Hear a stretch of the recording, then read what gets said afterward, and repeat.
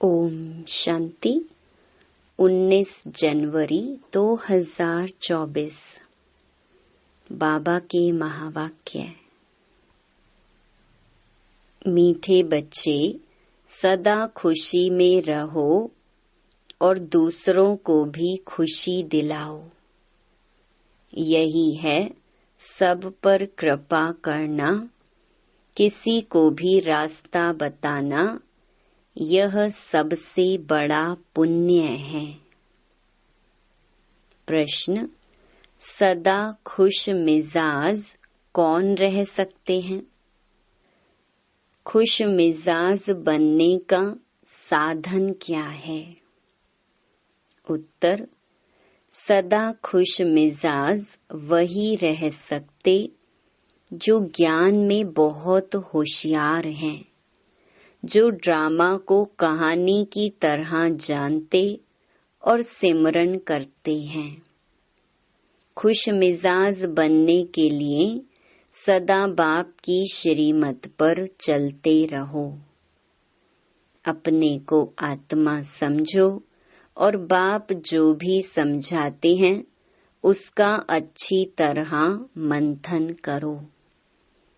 विचार सागर मंथन करते करते खुश मिजाज बन जाएंगे। ओम शांति। रूहानी बाप रूहानी बच्चों के साथ रूह रिहान कर रहे हैं। यह तो आत्माएं जानती हैं कि एक ही हमारा बाप है और शिक्षा भी देते हैं। टीचर का काम है शिक्षा देना, गुरु का काम है मंजिल बताना। मंजिल को भी बच्चे समझ गए हैं। मुक्ति जीवन मुक्ति के लिए याद की यात्रा बिल्कुल जरूरी है। हैं दोनों सहज। 84 जन्मों का चक्कर भी फिरता रहता है। यह याद रहना चाहिए, अभी हमारा 84 का चक्कर पूरा हुआ है। अब वापस जाना है, परंतु पाप आत्माएं मुक्ति जीवन मुक्ति में वापस जा नहीं सकती। ऐसे ऐसे विचार सागर मंथन करना है।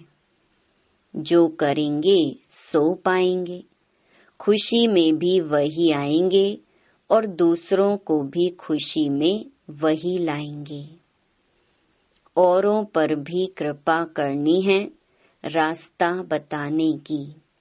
तुम बच्चे जानते हो, यह पुरुषोत्तम संगम युग है। यह भी कोई को याद रहता है, कोई को नहीं, भूल जाता है। यह भी याद रहे तो खुशी का पारा चढ़ा रहे। बाप टीचर गुरु के रूप में याद रहे तो भी खुशी का पारा चढ़ा रहे। परंतु चलते चलते कुछ रोला पड़ जाता है। जैसे पहाड़ों पर नीचे ऊपर चढ़ना होता है, वैसे बच्चों की अवस्था भी ऐसे होती है। कोई बहुत ऊंच चढ़ते हैं, फिर गिरते हैं तो आगे से भी जास्ती गिर पड़ते हैं कि कमाई चट हो जाती है। भल कितना भी दान पुण्य करते हैं, परंतु फिर पुण्य करते करते अगर पाप करने लग पड़ते हैं तो सब पुण्य खत्म हो जाते हैं। सबसे बड़ा पुण्य है बाप को याद करना। याद से ही पुण्य आत्मा बनेंगे। अगर संग के रंग से भूल ही भूल करते जाएं तो आगे से भी जास्ती नीचे गिर जाते। फिर वह खाता जमा नहीं रहेगा, ना माना घाटा हो जाएगा। पाप का काम करने से ना हो जाता, बहुत पाप का खाता चढ़ जाता है। मुरादी संभाली जाती है ना, बाप भी कहते हैं तुम्हारा खाता पुण्य का था, पाप करने से वह 100 गुना हो जाता है और ही घाटे में आ जाएगा। पाप भी कोई बहुत बड़ा कोई हल्का होता है। काम है बहुत कड़ा, क्रोध है सेकंड नंबर, लोभ उनसे कम। सबसे जास्ती काम वश होने से जो जमा हुआ वह ना हो जाता है। फायदे के बदले नुकसान हो जाता है। सतगुरु का निंदक ठौर ना पाई। बाप का बनकर फिर छोड़ देते हैं। क्या कारण हुआ? अक्सर करके काम की चोट लगती है। यह है कड़ा दुश्मन। उनका ही बुत बनाकर जलाते हैं। क्रोध लोभ का बुत नहीं बनाएंगे। काम पर ही पूरी जीत पानी है, तब जगत जीत बनेंगे। बुलाते भी हैं कि हम जो रावण राज्य में पतित बने हैं, हमको आकर पावन बनाओ। गाते तो सब हैं पतित पावन। हे पतितों को पावन बनाने वाले, सीताओं के राम आओ। परंतु अर्थ नहीं समझते हैं। यह भी जानते हैं कि बाप जरूर नई दुनिया स्थापन करने आएंगे, परंतु बहुत टाइम देने से घोर अंधियारा हो गया है।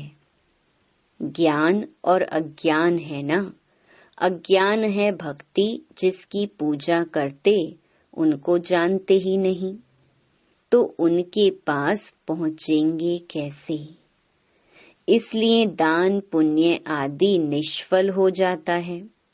करके कुछ अल्प काल के लिए काग विष्टा के समान सुख मिलता है, बाकी तो दुख ही दुख है।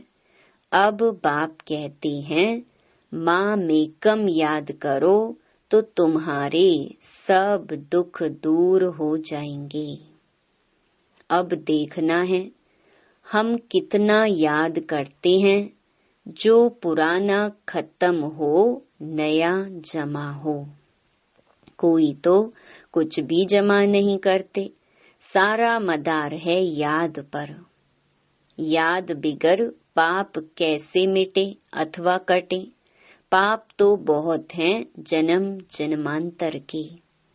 इस जन्म की जीवन कहानी सुनाने से कोई जन्म जन्मांतर के पाप कट नहीं जाएंगे। सिर्फ इस जन्म की हल्काई हो जाती है, बाकी तो मेहनत बहुत करनी है। इतने जन्मों का जो हिसाब किताब है वो योग से ही चुकता होने वाला है। विचार करना चाहिए कि हमारा योग कितना है। हमारा जन्म सतयुग के आदि में हो सकेगा। जो बहुत पुरुषार्थ करेंगे वही सतयुग के आदि में जन्म लेंगे। वह छिपे नहीं रह सकते। सब तो सतयुग में नहीं आएंगे, पिछाड़ी में जाकर थोड़ा पद पाते हैं।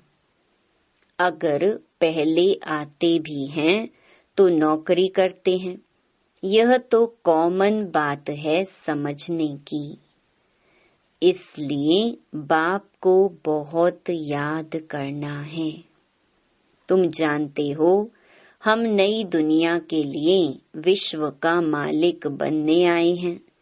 जो याद करेंगे उनको जरूर खुशी रहेगी। अगर राजा बनना है तो प्रजा भी बनानी पड़े, नहीं तो कैसे समझेंगे कि हम राजा बनने वाले हैं। जो सेंटर खोलते हैं, सर्विस करते हैं, उनकी भी कमाई होती, उनको भी बहुत फायदा मिलता है, उनको भी उजूरा मिल जाता है। कोई 3-4 सेंटर भी खोलते हैं ना, जो करते हैं उनका हिस्सा तो आता है ना। मिलकर माया के दुख का छप्पर उठाते हैं तो इसमें कंधा सब देते हैं, तो सबको उजूरा मिलता है। जो बहुतों को रास्ता बताते हैं, जितनी मेहनत करते हैं उतना ऊंच पद पाते हैं। उनको खुशी बहुत होती है। दिल जानती है हमने कितनों को रास्ता बताया है, कितनों का उद्धार किया है। सब कुछ करने का समय तो यही है, खान पान तो सबको मिलता ही है। कोई तो कुछ भी काम नहीं करते हैं। जैसे मम्मा ने कितनी सर्विस की, सर्विस से उनका बहुत कल्याण हो गया। इसमें भी सर्विस बहुत चाहिए। योग की भी सर्विस है ना। कितने डीप डायरेक्शन मिलते रहते हैं। अभी तो आगे चलकर क्या क्या पॉइंट्स निकलेंगी। दिन प्रतिदिन उन्नति होती जाएगी। नई नई पॉइंट्स निकलेंगी। जो सर्विस में तत्पर रहते हैं वह झट पकड़ लेते हैं। जो सर्विस नहीं करते उनकी बुद्धि में कुछ बैठेगा नहीं। बिंदी रूप कैसे समझें? तुम कोई से पूछो आत्मा कितनी बड़ी है, आत्मा का देश काल बताओ तो कभी नहीं बता सकेंगे। मनुष्य परमात्मा का नाम रूप देश काल पूछते हैं। तुम आत्मा का पूछो तो मूंझ जाएंगे। किसको भी मालूम नहीं है। आत्मा इतनी छोटी बिंदी, उसमें इतना सारा पार्ट भरा हुआ है। यहाँ भी बहुत हैं जो आत्मा परमात्मा को जानते ही नहीं, सिर्फ विकारों का संन्यास किया है। वह भी कमाल है।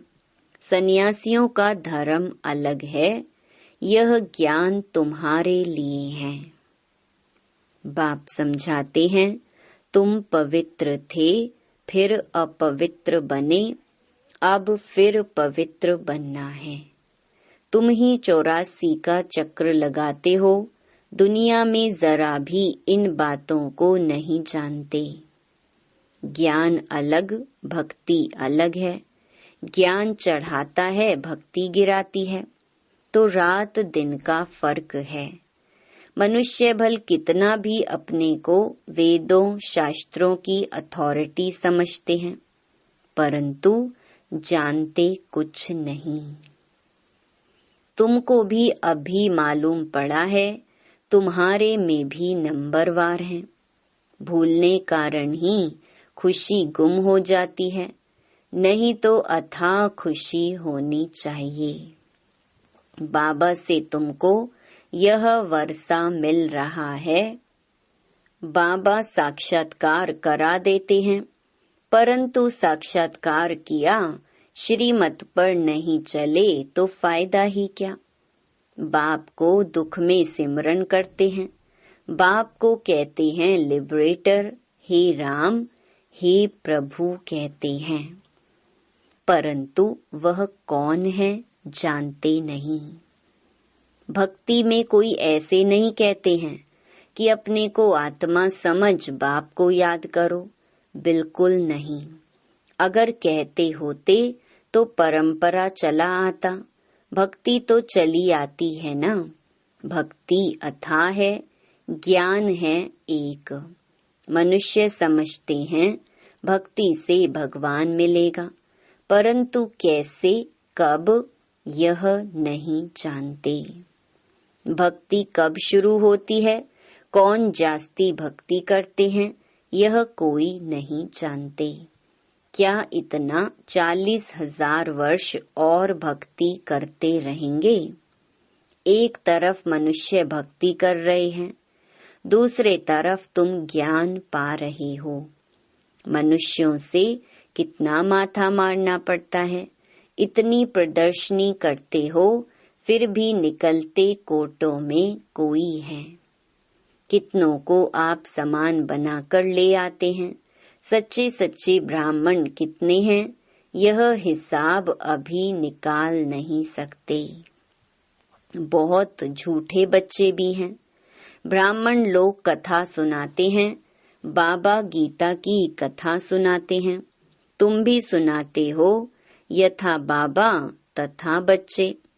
बच्चों का भी काम है सच्ची सच्ची गीता सुनाना।